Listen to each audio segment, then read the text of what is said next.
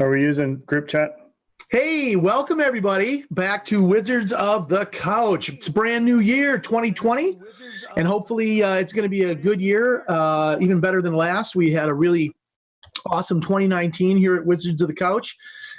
I guess just saying a couple things about that. Moving on from 2019, we got Patreon launched. We hope you can join us over there and check us out there. We had a ton of great guests. We've got a ton of great guests lined up for 2020 as well. Including tonight, as you can see, joining us right here, the fellows from Two Kings. We're going to talk about independent publishing and crowdfunding and all that. That's something everybody in this space is interested in. So before we get into independent publishing and kickstarting with Randy and Jeff from Two Kings, let's just take a second to remind everybody it's a grown-up show. So we drink things and we say things that are sometimes not, child appropriate. So send those kids to bed. There will be no nudity, Jimmy. Not again, not anymore. Yeah. Oh, now we go live and you tell me. Don't worry, we got B-roll. Part of the pre-show. We got B-roll for YouTube. There will be some cussing, and we do like to have a drink together. So please pour yourself a cold or whatever type of beverage you like. Everybody, raise a glass to our wonderful fans, our patrons. And thank you so much for being here tonight. So I am Danny Grimes. I'm kind of the MC. I'm also a pro GM, graphic designer, and cartographer. Somewhere, because I don't watch the Twitch stream, so I don't see it, is Matt, who owns and runs and completely commands Cobalt Con, which is in a new location this year, and you should check out on our various social media to learn more about that. You should show up at his. Badges are available right now. Cobaltcon.com. That's right. That means and he's also the chief raven of the Blackwood Society, and he's our fearless leader here at WizCo. Then there's Brian. I see that guy at every convention. Berg. An author and a game designer. He's got a lot of experience in the independent publishing world. He's had a fair amount of success, and he puts us on the rails and keeps us there. And then Jimmy Duffy, the chief reject over at Praetor's Rejects Twitch channel. He's running shows. Hail the Praetor. In fact, Jeff here is plays in. You played in a game, and you're currently playing in a game with Jimmy, right? We did Lost Mine, Defend Over, and then we did the Haunt series. In the middle of Aliens. Yeah, now we're in the middle of Aliens with Duff and the Wednesday game. Already had a death, didn't you? It wasn't me. It wasn't me. No, not me. So he keeps Jimmy keeps the Twitch stream up and running and runs a lot of shows on Twitch. So please check out his channel and check out our channel. He keeps a lot of things running, keeps the lights on around here. So that's really awesome. Tonight's guest, as I said earlier, are a couple of fellas. Jeff, Searcy, and Randy Price are the Two Kings in Two Kings. And they are an independent publisher. They have done, I think they tick off all the boxes of a independent publisher starting out. And we thought it'd be interesting to have these guys on tonight to talk a little bit about, or talk to people out there that are thinking, hey man, I want to get my stuff out there. What do I do? How do I get it done? I think these two guys, like all of us, it's just summing up the will to get going. That's the first thing, and then make a plan and follow it. So we're going to talk to these guys a little bit about that tonight. I would just like to say one more time before we get rolling, hey, thanks again to everybody who got us through 2019. The patrons, the people who show up here, that's not a complete overlap. We know it's not a huge crowd, but I guess that just means that we're hitting people that really care, and we want you to that much more personally. They want it. They want it so bad. But we can use everybody's help in getting the word out. We're actually doing our $1 promo. Matt, why don't you talk about that real quick before we get rolling? Yes, so this month, in fact, Jimmy should just play it.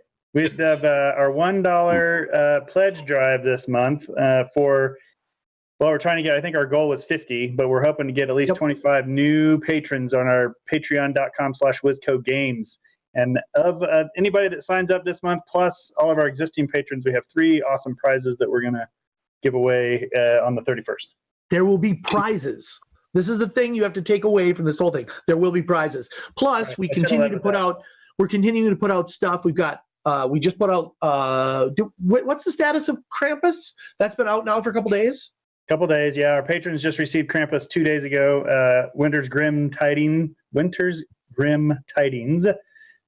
featuring our favorite Krampus and everyone's favorite Krampus, and that should be on retail for sale here in about a week. Yeah, awesome. So check that stuff out, patrons, and people who are following us here. Jump on over there, throw us a buck, please. It keeps the lights on. Even a small amount like that keeps the lights on. And even if you would buy us a beer at the bar, consider saving our livers a little bit and just support our Patreon. Less than the cost of McDonald's once a month, and you get awesome swag. So we've put out a lot of books. We've already put so 4 books. 4 books on the Patreon alone. Yeah, 4 books, plus we're doing maps, plus we're doing lists and stuff like that. Just a lot of GM helper stuff because getting GMs in the game is what we are all about. There are lots of players, but we suffer, as always in this industry, from a lack of people who are going to get up and run a game. And that's what we really need to make more of. We need to mint GMs in 2020. You know what we should do, guys, before we cut into the interview? We should have a contest about people showing us that they're GMing. At some point. Oh, yeah, there you go. You're a new GM, get on here, and we're going to talk about it. So throw the challenge out. I want 100 new GMs by the end of this year, 100 in 2020. So anyway, back to our guests. Jeff and Randy, welcome to Wizards of the Couch. Hey. Thank you. Hey. I've only known these guys for a couple of years, but I think I met Randy originally. Did I meet you through Instagram when you were checking out the Nautiloid? Yes, I did. Know each other before that? You did, yeah. No, the Nautiloid, which is awesome. And I just wanted to send you some extra stuff for the Nautiloid. So yeah, I sent you some minis and some stuff so that you could populate the Nautiloid properly, Oh, that's right. 2 years ago, right? Mm-hmm. Yeah, 2 years ago. Yeah. My first GaryCon, yeah. Mm-hmm. Yeah, and so I think right there, that's a great place to start off. Can you guys can you talk a little bit, Randy, and feel free to jump in too, Jeff. Talk about the idea that we all kind of lean on each other in this industry. There are very few that are lone wolves that just go it alone. There's always guys sending you some miniatures or helping you out with something or offering to give you something you can give away to your players. Has that been your experience? Yeah, we it's a very friendly community, I would say. I think most people in this industry are friends first and business people second, I guess, really, when it comes down to it, because it's not cutthroat at all. And that's kind of surprised me when I first got into it about how friendly it really was. So, yeah. And if you go ahead, if you are one of those few publishers who tries to be cutthroat, word gets around very quickly, and pretty soon you're the one who's ostracized. Right. Oh, absolutely. Truth. And speaking of which, on that topic, those out there that don't know, towards the end of the year last year, we successfully kickstarted our first Kickstarter, and the 4 gentlemen on the screen right now, not including Randy and myself, we owe a big thank you to them because, yes, Brian definitely helping getting the word out and helping out with TPK dice for our backer kit. Danny, of course, helping out with getting the word out. Excuse me, and helping out with the backer kit as well with Delving Wood stuff. Matt getting the word out and being a backer, and then poor Duff having to code in the Kickstarter links and everything for every Prater stream. And so honestly, I mean, the friendship first part is definitely evident, especially if you get out and do the convention circuit. You'll definitely notice it play a lot. Yeah, right. Lots of cool people, lots of people that are really worth getting to know and are just genuinely good folks. They really are. Yeah, so that kind of leads me into my second question for both of you, and really for anybody, because we're all independent publishers at some level.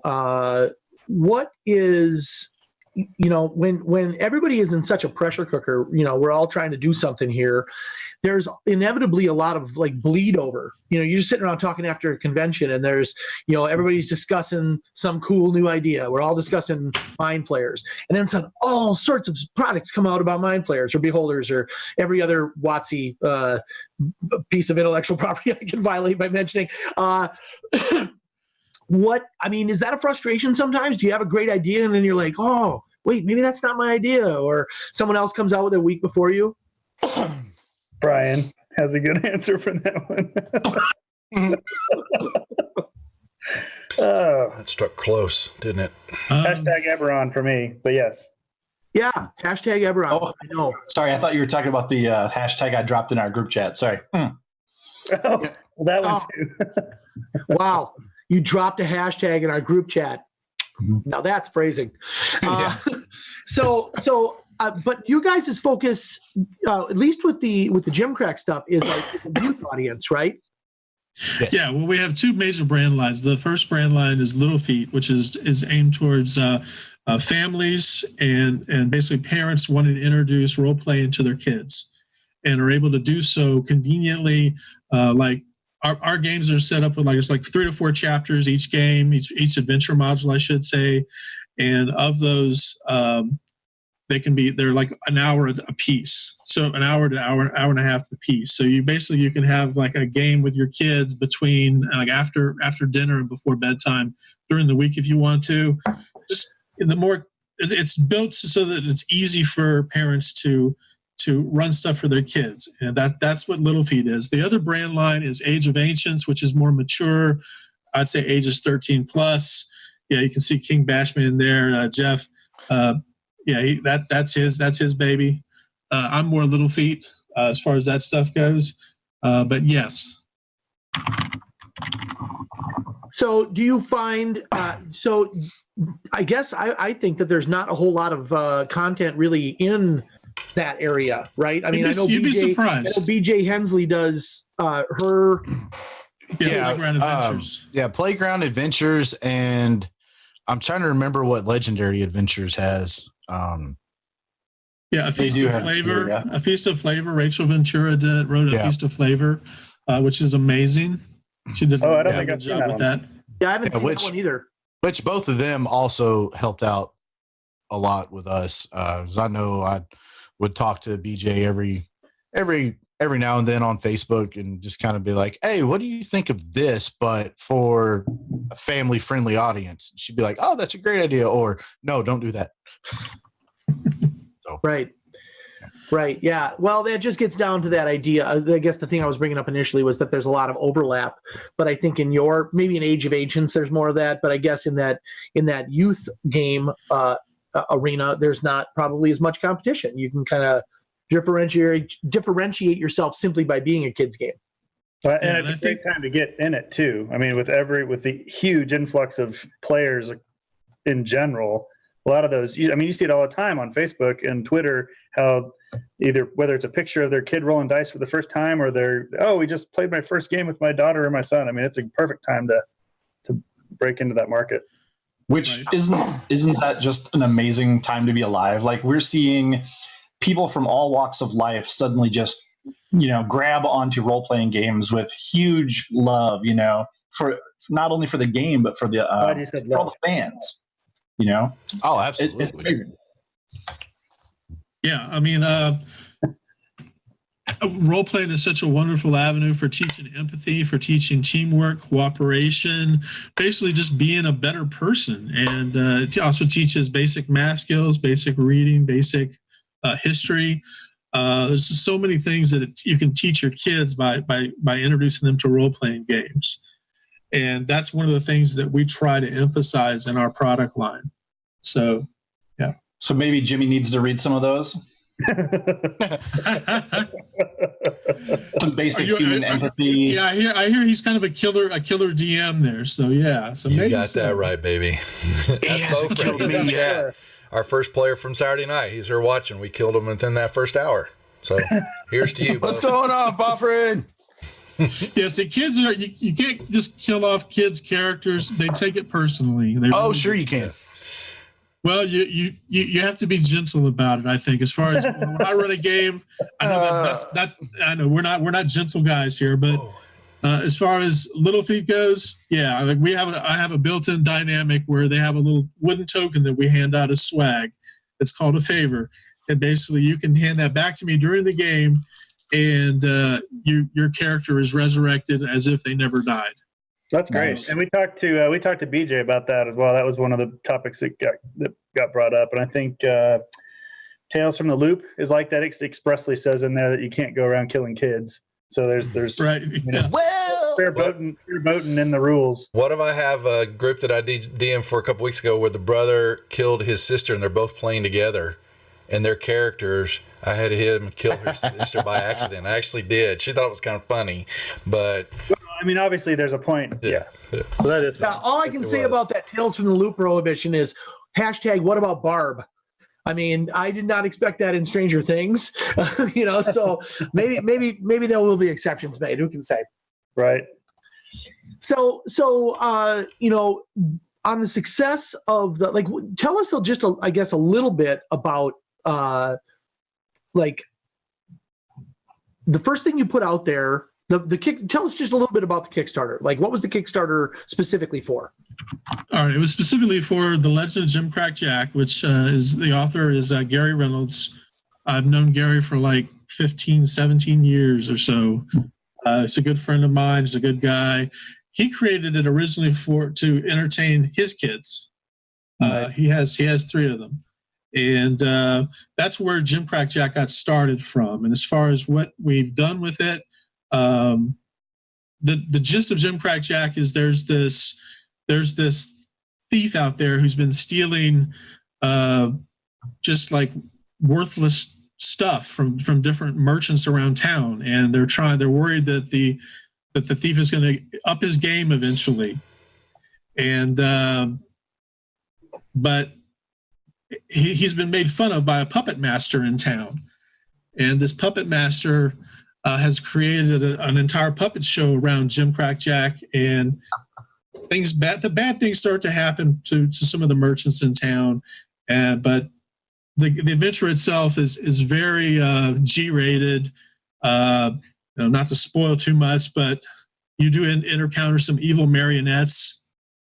So we know when those die. Puppets. Brian, you ran it multiple times at Gamehole, right, Randy? Oh yeah. I ran it 3 times at Gamehole. Yeah, I want to say this dude was planted outside the entry area of Gamehole, and he always had like a full table, and people were super engaged. It was awesome. Yep. I did see some of those pictures. Yeah, and one of them, I can't remember if it was the next to last game or the last game. Alex Cameron's daughter was actually at the table. She and her friends were in 2 of them, actually.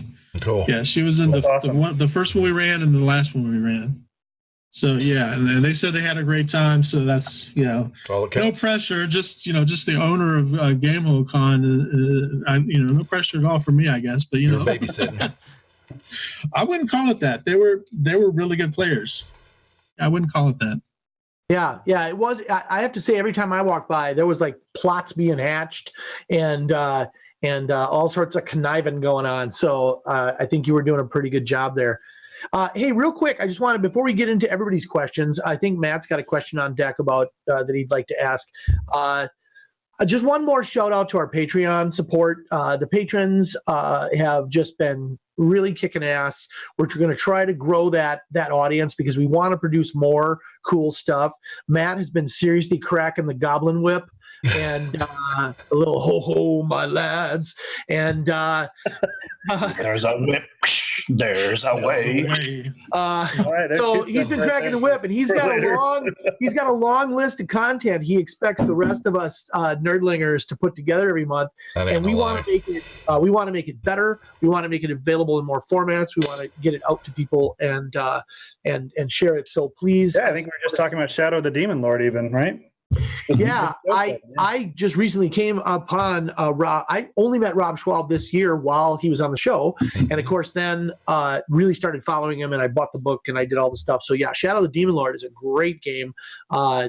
And it's got a lot of excellent, I would say almost like improvements on current D20 games that I really think are pretty slick. So yeah, there's all sorts of stuff. And we're excited to do all that stuff. We want to do Call of Cthulhu content. We're not just a 5e channel, but we recognize that that is the gateway for so many people. Avenue. And yeah, it's the way in. So, but once you get in here, man, it's like that street in Hogwarts.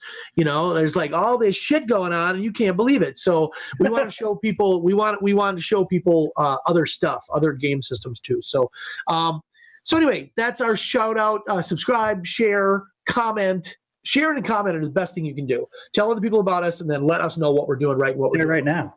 Yeah, do it now. Do it now. Yeah. Push that button. Push it. Shit, subscribe to our You'll feel better Patreon about right now. yourself. Drink with us right now. Hey, you know, couldn't we have something in the overlay where people can do that, Jimmy? Can they link from this? You're a doobly-doo? I put it in. I put the Patreon link in chat, Danny, if that's what you're asking for. That's some sweet moderation, my friend. All right, so so Matt, why don't you take it from here real quick and kind of get the ball rolling with your question? We can't hear you, Matt. I think you're muted, Matt. Trained professionals. That's Trained what we are, folks. I got, You're getting it authentic. Fumble. you need that would be awesome to have a football bounce across the bumble. Anyway, I'll take care of it. Mhm. pipe dream. Put that on your list, Jimmy. Put Thank Matt's you. name on it. Bumble. All right. So what I was saying when I was so rudely on mute, when I so rudely muted myself, how Randy and Jeff, being new to the independent publishing world, how difficult, how tough has it been, and how tough is it for people that are looking at doing that to break into the industry these days, do you think, is the first part of the question. So I'll let you answer that, and then I got a couple follow-ups. Go to Jeff with that one. Honestly, it's kind of a double-edged sword, really. Like I know Brian can attest to what it used to be like. I will say, for the most part, it is a lot. I don't want to say easier, but it's definitely a lot more attainable and open to anybody, because anybody can throw an idea together and put it on Kickstarter, and if it works, it works. Hey, awesome, you succeeded. Yeah, Kickstarter changed the rules of the game overall, I think. Big time. It really did. Also, at the same time, there's a lot of independent publishers now. So I don't want to say like the market is saturated. I think with Kickstarter and crowdsourcing and all these other avenues that are available now to get your products out there. I mean, even something like Drive-Thru RPG makes it a lot more open to just the average Joe Schmo person to get their content out. Would you say it's harder to build an audience today?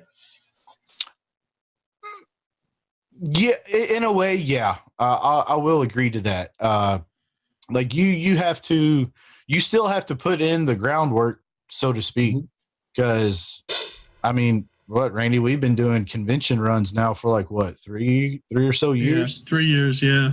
Just building up an audience, basically building up the attention towards Two Kings. And I mean, yeah, that part's not easy. It's worth it. Yeah, it's in the end, it's worth it. Brian didn't get it for nothing. Yeah, but with how many independent publishers are out there now, I don't want to say the competition is tighter than what it was, but There's just so many options. yeah, Everybody you have has, so like- many options. Right, and I think that's where I was kind of going with the question. That's what I meant by breaking into it, is getting people's attention. It seems like we had our segment a couple weeks ago was on the boutique games where Wendy's now is marketing their RPG, and I was just telling the guys, I don't know if you guys have seen it, but the I played it. I had a blast. Carnival Row has a RPG based on the Cypher system that I just found yesterday, which is pretty neat. It's super thin. Like it's basically a little bit of gish on the like on the topics that they talk about. They do a little bit of background, and then they took pictures from the show. And Altered States just announced the. Oh, is that right? Yeah. Just Altered Carbon. Altered Carbon. Yeah, Carbon. Yeah, kickstarting it. Altered Yeah. needs to be. I guess that's what I'm getting at. Is it's these it's super easy. You're absolutely right. Super easy to go to DM's Guild, write some stuff up, publish it, and put it out there. But to Brian's point, getting people's attention, I guess, have you found that to be tough? And then so that leads me into the follow-up part of my question being, do you think independent publishers like us can get away with just PDF content? I mean, is it even viable for people that are trying to break into the industry to just put out a PDF and say, hey? I think PDF is a good start because it shows people what your quality is. It shows people what content you have to offer. Sure. But a lot of people, they like to hold the book in their hands. They like to read that, have that physical experience with the book, so to speak. Not sounding too personal, but I'm the same way. I mean, but yeah. So yeah. Yeah, absolutely. Like, I love to have the book in my hand first. I typically want to see, and I think you were kind of alluding to it, I want to see what they can do first, I suppose. And I think if you peel back the onion a little bit and you start digging into Drive-Thru RPG, for example, or DM's Guild. For DM's Guild's way, not worse is not the right word, but more. It's way more prevalent. If you just start picking around there are so many things out there that you probably never even seen, and quite honestly, are terrible. But I think there's a huge number of low level, we'll call them, since we're in the D&D and the RPG conversation, low level publishers or would be publishers out there that we just don't even know about because they never can break through that. They can't get the experience enough to get to second level. Right. No, it's like the song. We all get a little help. We all need a little help from our friends. For sure. So, for example, like when our Kickstarter first launched, it was kind of steady at first, and then our friend Alyssa Faden, she posted to her Facebook, and it's like boom, it exploded. Oh yeah, yeah. We definitely had major help from you guys, absolutely, but also Alyssa Faden,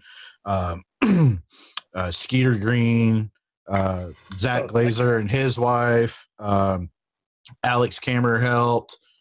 Stefan Picerni helped. Luke Gygax helped. Yeah, Cosmo Joe, Anna Meyer, who did the encounter maps for I think Jim Brian's Crack. going to say what I was going to say, but go ahead, Brian.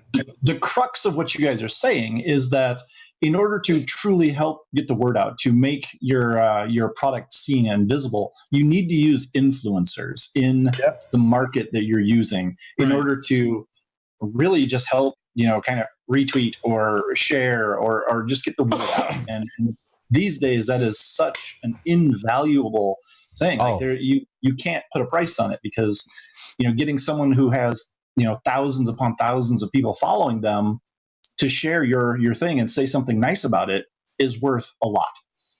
And it's absolutely. I've found that half the time, maybe more, it's not even that person likes it. It's just that you didn't have that reach. It doesn't. Alyssa may or may not have. How do I want to phrase that? It's not that she didn't like it or whatever, but it's just the simple fact that she put it out there exposed you to so many more people. Right. You're able to break through that ceiling. Oh, absolutely. I mean, it's definitely an invaluable resource. Like Brian said, you can't put a price tag on it. Now, is it 100% necessary? No, maybe not. But it definitely doesn't hurt at all. Not in the slightest. Yeah, and especially go ahead, Randy. Especially for if you're new into the industry like we are. Where you don't have a whole lot of startup capital, you don't have that marketing budget like WotC has, for instance. I wish. When you don't have that, you need your friends to help spread the word and say, hey, take a look at these guys. They've got something worth sharing. Oh, and Alyssa's in the chat, by the way. I don't know if you guys saw that. She's on. She's watching. Oh, hi. So, hi, Alyssa. Hello. You guys were talking about the DMs Guild earlier, and since this is all about third-party publishing, and I hate that word, by the way, but since we're all talking about independent publishing, I said independent. Mhm. Uh-huh. The DMs Guild is a unique monster in the publishing world. So on one hand, Dungeons and Dragons is dominating the market, right? And Here comes the the raid. DMs Guild is an outstanding place to go to get Raid. Go ahead, All right, Brian. this is rating with 12 right now. Yeah. It's a great place to go to get D&D content, right? Often very cheap, even free. However, as a publisher, you need to know some key facts when using DM's Guild. You get to use Wizards of the Coast IP in certain, like the Forgotten Realms. Most of their new content you get to use, and that's all well and good. They even provide art that you can use in those products. You can literally take an idea, bake it into a PDF, put it back out on the DM's Guild, and make money. Maybe not a lot of money. Who knows, right? But they take 50% of your earnings, which is very, very steep by comparison to every other publishing site, okay? Yep. With good reason. They're giving you full access to everything that they do. You want to write a module about beholders? You can, okay? You can't anywhere else. Beholders. Right, absolutely. But there's one other caveat too. Anything that you create on the DM's Guild, you cannot sell anywhere else either. Where else? So if you want to be on Amazon, you want to sell it on, the Open Gaming Store, you want to sell it on Paizo, you cannot, okay? So something very important for all you people out there watching right now, scribbling notes about how to become rich and famous in the independent. Well, this is the publishing. right place to be. Okay, Yeah. Hey, So- Danny, If you want to make $1 million in RPG publishing, start with 2. So Hey, Brian Danny, we brings got a up raid real quick. You want to do a station ID just real quick? Oh yeah, right on. We are Wizards of the Couch, and we are here every first and third Monday of every month, all through 2020. We've got a list of guests that's going to blow your fucking brains out coming all through this year, and we've got a lot of interesting content coming out on Patreon. Please get over to Patreon to our humble abode and toss a few shekels in the pot. It really helps us, even at $1. I encourage you to give all that you can. However, a buck is great, and you get a lot of cool content from us, from our fevered brains. And I think I just talked these two cats from Two Kings into providing some content for our most recent release. Sweet. So you're gonna get some evil stuff from them as well. Things in January. And you're all going to die. And you're gonna like it. Thank you, I have to Alyssa, for the say sub. Just got a that sub. couplet right there of Jeff saying you're all going to die and you saying you're going to like it pretty much sums up the Two Kings personalities, I think. Yeah. So I just wanted to close with what something that Brian touched on, which was rich and famous. No one in RPGs is famous, and no one in RPGs is really rich. There are people who dream of making it their full-time job. I think that's an awesome dream. But I think it's much more realistic to always think, hey, this is something I'm doing that I could make some money at. But trying to raise a family could be challenging. Oh, Alyssa. Alyssa, We love, thank you for we love you long time, even 10 more now. subs. Okay. Wow. Sorry. Yeah. Wow. Fuck my philosophical point. That was great. So my point simply is that I think my patron saint Matt Colville one time said, there's so much content out there by so many people that you can only know so many people. You can only see so much stuff. There are tons of people deeply involved in RPGs who don't have a clue who Matt Colville is or what he makes, because they just don't, that's not where they're pointing their head. So even though the hopeful 2020 hopeful note from Danny is, even though it's a flooded market, which I believe it is, and even though there's so much stuff out here, people are still going to look for stuff. Now, they may not find yours, they might find somebody else's, but here's the deal. If they find TPK stuff, I'm thrilled. If they go to Matt's convention, I'm stoked. If they're watching Jimmy's Praetor's Rejects channel, I love it. Same thing with checking out Alyssa's maps. Same thing, we're all a family, and if we all can get well a little bit and then cross share, everybody can have an opportunity to have success. Yeah. Absolutely. You know, and to that point, like I did my own, like I subsisted off my income from publishing for like 3 years, and that was great until we started needing real benefits, you know, and that's one of those things that, suddenly the publishing world is great and you can make money at it, but wow, no one's becoming a true millionaire off of it. So temper your expectations, know that it's a passion project. And if you happen to make definitely good money off of it, now you're doing something right. I think it's good to use the word subsist, because in the world there are farmers and then there are subsistence farmers. And of the two, you definitely want to be a farmer.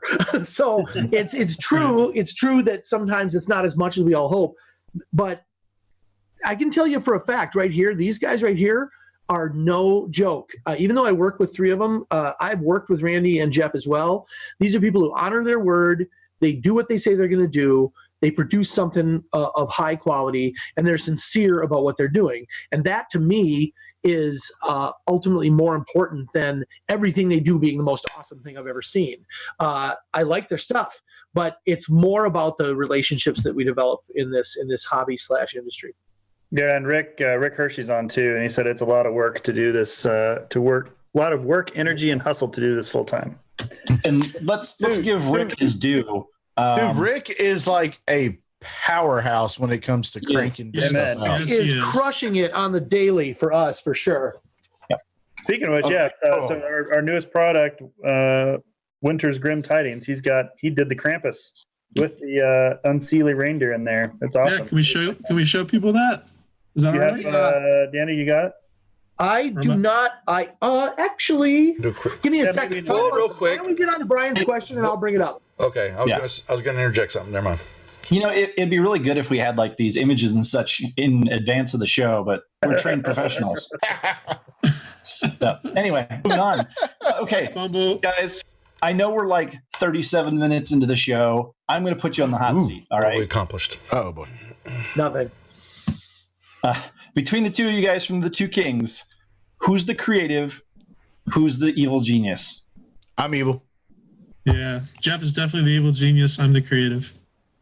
We're both creative in our different ways, but yeah, if you want something evil that's like TPK worthy evil, yeah, Jeff's your man. That's outstanding. That's me. No, it's funny because, often when people are in a partnership in business, you get 2 very disparate personalities, 2 very different philosophies. And even amongst the 4 of us, we disagree almost entirely on topics, right? And so it's great when we have a conversation about something and we can all bring different points of view. Oh boy, the PDF broke up over. Danny, you just blew my video. No, what are you talking about? I shared this last It'll time. be fine. It'll be fine. I love it.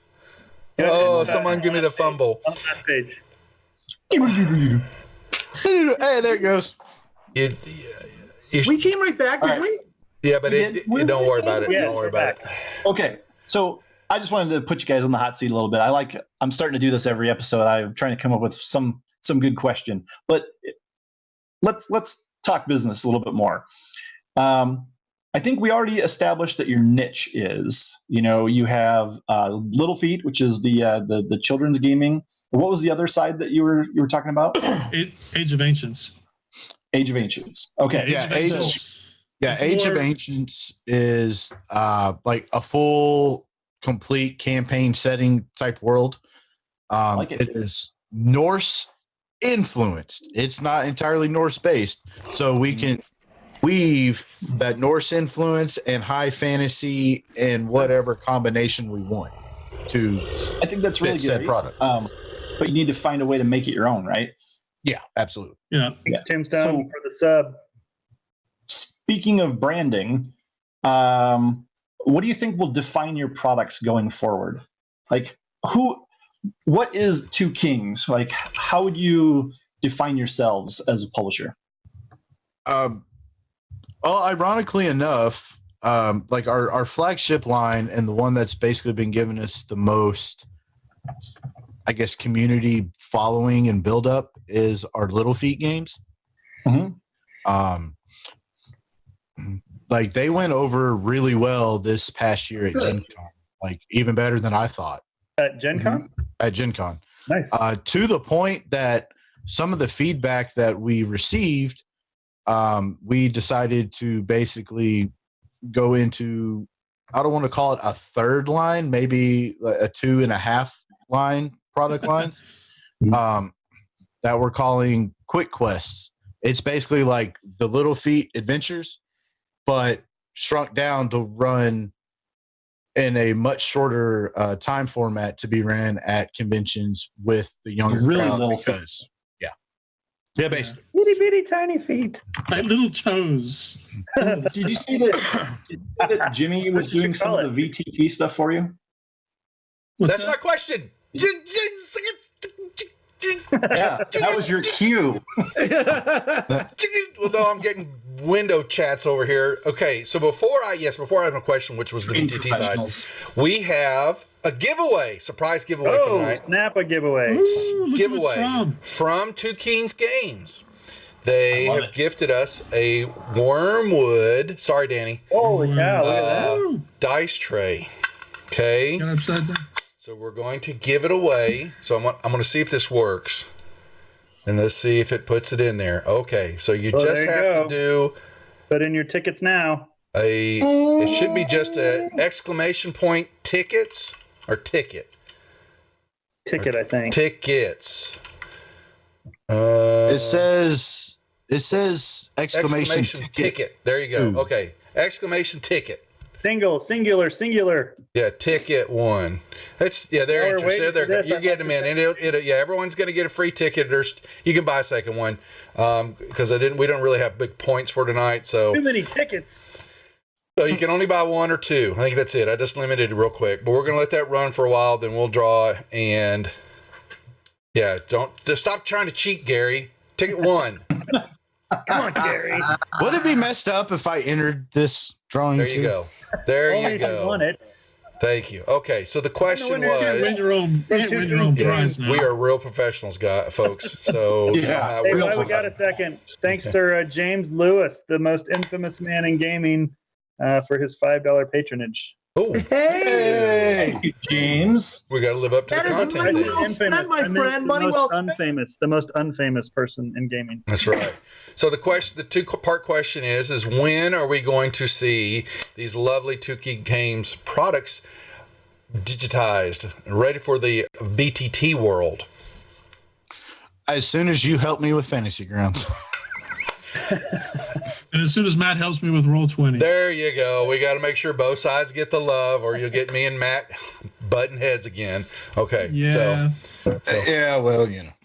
So, well, the thing about that is, as far as Little Feet goes, there was I thought about the idea of back and forth about whether there's going to be virtual content for Little Feet, just because of the nature of dealing with a kids market, you know. So that could be kind of like parents may not like that, you know. Some parents, if they can host the game on their private server and control things, I can see where that's fine. Mm-hmm. But Yeah. you know, we don't want to have any creepers slip in here and dealing with that sort of thing. Yeah. It's like so all Age of Ancient stuff will absolutely definitely be VTT optimized. Yes. 100% without a doubt. I'm still on the fence about Little Feet. I don't know. People that are watching the show right now, you can please give us your feedback, what you think about that, your concerns. If you have any, let us know. So just off the cuff, I mean, without having researched the market for kids on Roll20 or Fantasy Grounds, I think private servers, like, for example, my home game, whenever I go back home and play with my group in person, we still use Roll20. We just pop it up on the TV and go that Okay. route. So, I mean, So there's that still would the be fine. opportunity That's for- fine. Same thing with Fantasy Grounds. There's still the opportunity exactly. for the dad or the mom to DM it. But then when can we get? We need Two Kings. When are you going to be showcase your product online for everybody to see? As soon as you help me with Fantasy Grounds and Matt helps us with Roll20.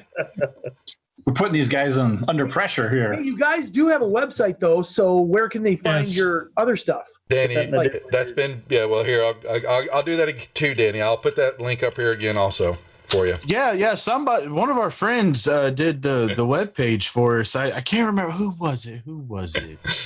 Oh, Danny did it. That's right. Danny did it. Don't judge me. Judge me. And you did a Hashtag phenomenal judgy. job, my friend. Phenomenal job. Absolutely. Yeah, we Yes. probably need to take the Christmas icicle things off of it now. Oh yeah. Well, it's Winter? still cold outside. It's still Folks, winter. the Wizards are here to help y'all. As Two Kings Games is showing you, come to us. We'll help you. All right, but to answer your question, Jimmy, you want a definite timeline here. Yeah, so- I want you guys showcasing your stuff online, either the channel here or Praetors, but more likely here. I don't want to step on everybody's toes, but I'm going to say let's go for May. Let's go for May. yeah, I like it. gonna hold you to it. So I like how Randy Yeah. doesn't even write that down in a calendar because that dude's on the fucking point, man. He knows what he's doing. yeah, So, it's hey, between go ahead. the local Kentucky conventions and Origins. So that's how I remember it. So yeah. Okay, Nice. perfect. Brian, Kentucky Danny, I just know it's after Gary Con and before Gen Con. So that's an excellent thing to talk about as well. I guess maybe that kind of closes this out unless we have any other questions. I think one thing that a lot of people struggle with when they try to get into any industry, but this one particularly, is reaching out to people. It takes a lot of balls or charisma or whatever you want to call it to like walk up to somebody and say, hey, I'm Danny, I'm with this, I do this, I'm really passionate about it, I'm interested, could we work together or can we just talk about stuff, whatever. But I think that's one of the things that I'm really impressed with the Two Kings guys. They are really friendly. They'll just like walk right up and start talking with folks, and that is so critical to developing those skills. If you're not someone who has practice at that, get good at it, because making these relationships doesn't just happen online and in social media. You press and you get to meet people. You go to shows. Not that we're any great shakes, but you go to a show that we're at, we will stop and talk with you as long as you want to talk with us, and we'll invite you to come play in our games, and we will. Especially if you want to talk about your character. God damn it, you beat me to it. Yeah. Hey, I don't mind hearing about someone's character. I just want them to come play in my game. I don't necessarily want to hear about it if I'm ever going to meet that character. So if they tell me about their awesome archer, and then I can follow up with, yo, dude, I got a game happening right now, come join. If they're willing to do that, they can bore me or amaze me with their character all they want. So Brian, are you saying you want to hear LJ Ingvar Thornbjorn's 15-page backstory? Well, guys, I'm signing out. Good night, everybody. Great show. so